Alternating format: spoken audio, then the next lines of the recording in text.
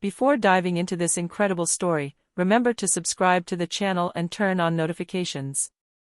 Here, every story has something to say, and you won't want to miss a single one. It was an ordinary morning at the prestigious St. Clair High School, an institution renowned for its academic excellence and model environment. The corridors smelled of fresh chalk and teachers' coffee.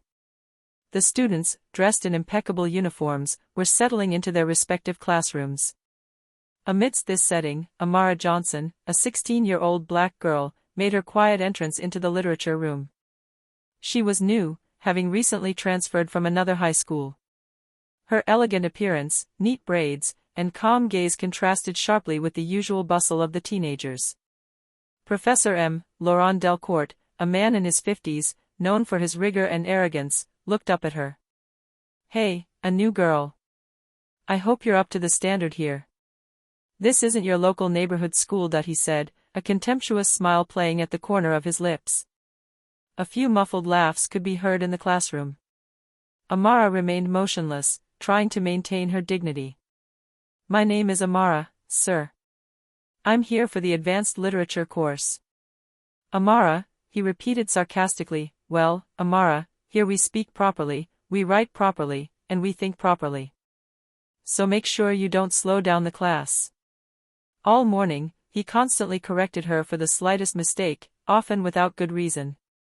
When she gave an original interpretation of a poem, he publicly ridiculed her. "We're not asking for your suburban imagination here, Miss Johnson.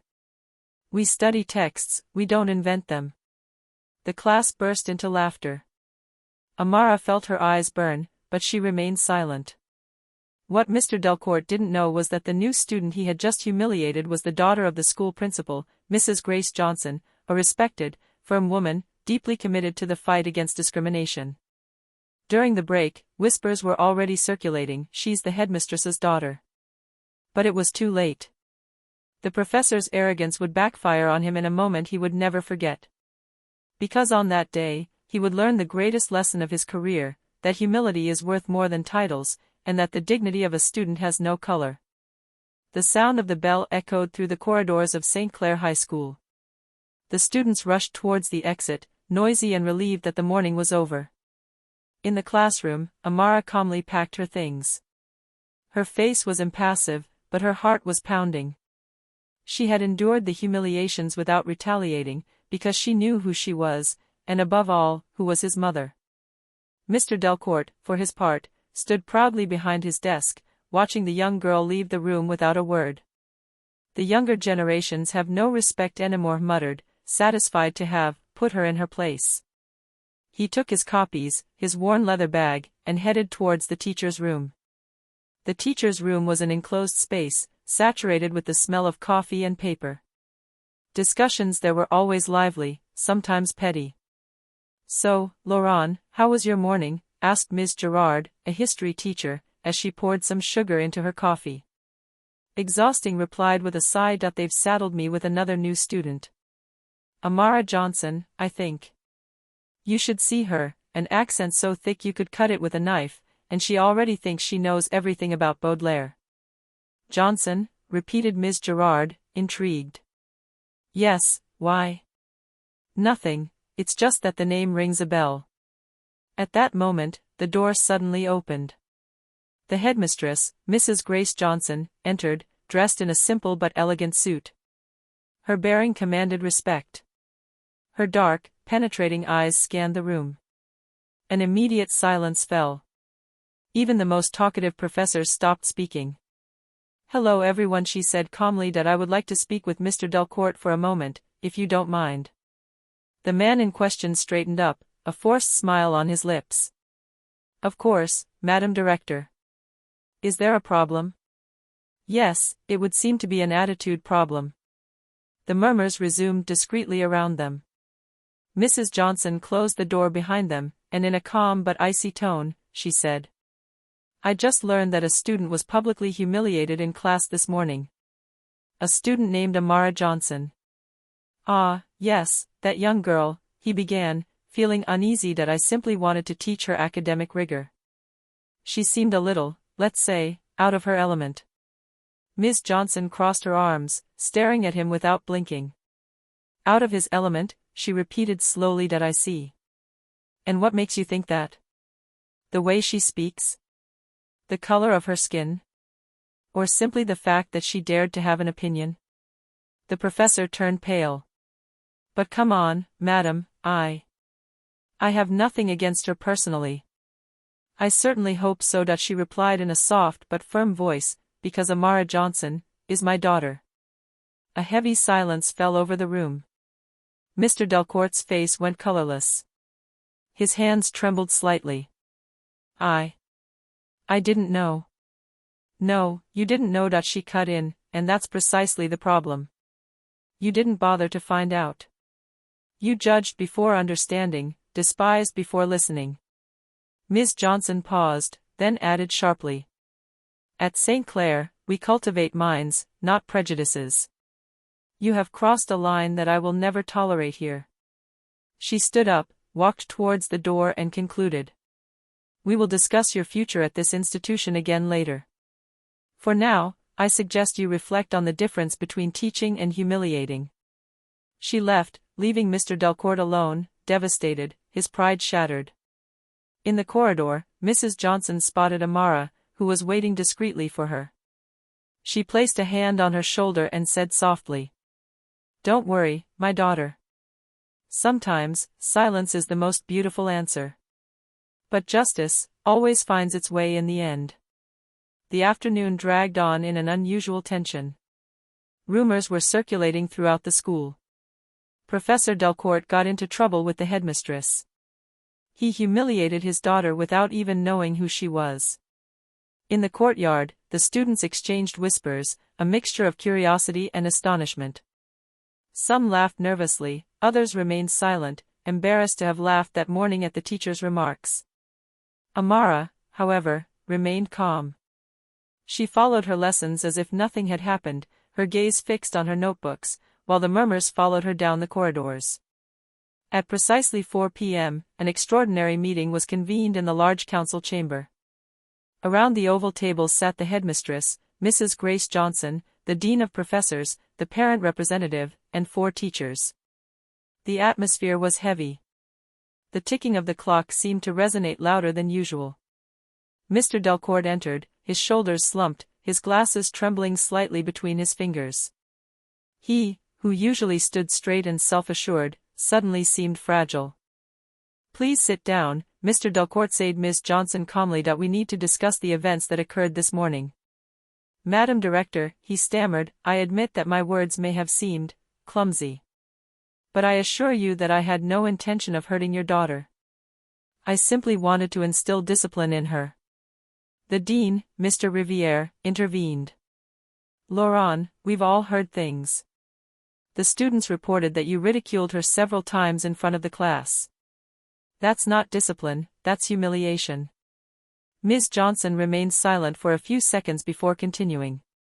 "I am not here just as a mother. I am here as a principal. And as a principal, I cannot tolerate one of my teachers turning the classroom into a place of contempt."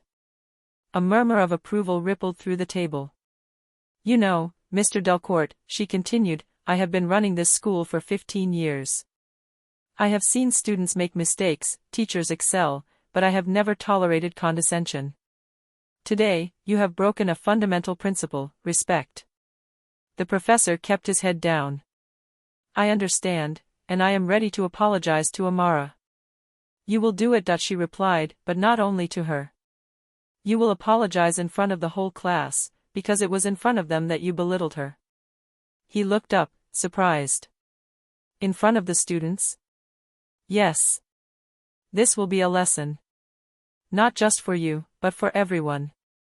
Because here in St. Clair, we want to teach that greatness lies not in power, but in the ability to recognize one's mistakes." Silence returned. Everyone knew the decision was right. Ms. Johnson concluded the meeting with a firm voice. "You will keep your position, but will be subject to a 3-month pedagogical evaluation. A single further incident of this kind, and your contract will be terminated." Mr. Delcourt nodded slowly. "Thank you, Madam Director. I I will never make that mistake again. In the evening, as the room emptied, Mrs. Johnson remained alone for a few moments, her gaze lost on the window. The setting sun tinted the sky a soothing orange. She thought of Amara, of the quiet strength with which her daughter had faced shame and silence. She murmured to herself, "Sometimes, justice doesn't shout. It acts." The next morning, the air was heavy in the corridors of St. Clair High School. The students hurried towards room 204, the literature room, as if they were going to a show whose ending they already knew. The whispers were spreading rapidly. "Do you think he's really going to apologize? Professor Delcourt?" "Never in my life. It seems the headmistress forced him." Amara entered the classroom with her usual composure. She sat down in her seat, took out her notebook and pens. Her face betrayed no emotion, but her hands trembled slightly. She hadn't sought revenge, only respect. A few minutes later, the door opened. Mr. Delcourt entered slowly, his shoulders slightly hunched. The man who once commanded silence with a single glance now seemed far more human. He placed his papers on the desk, looked at his students, and then sighed deeply. Before starting the lesson, he said in a deep voice, "I would like to tell you something." The murmur ceased instantly.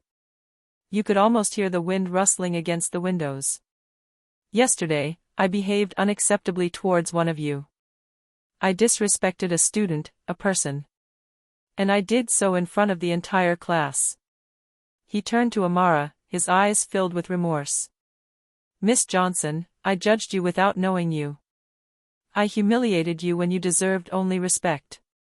For that, I apologize to you here, in front of everyone." A profound silence followed his words. The students, initially surprised, seemed unable to look away. Some lowered their heads, ashamed of having laughed the day before. Amara calmly raised her eyes to him.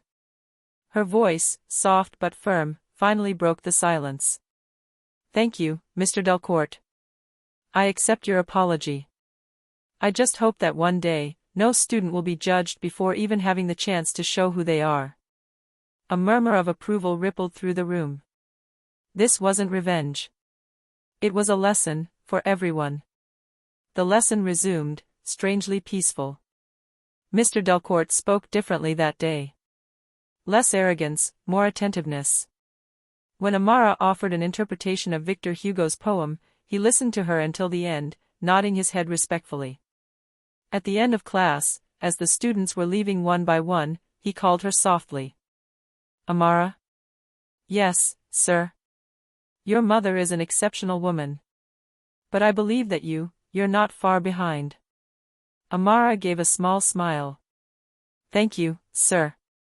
Perhaps this time, you're the one who's just learned a valuable lesson."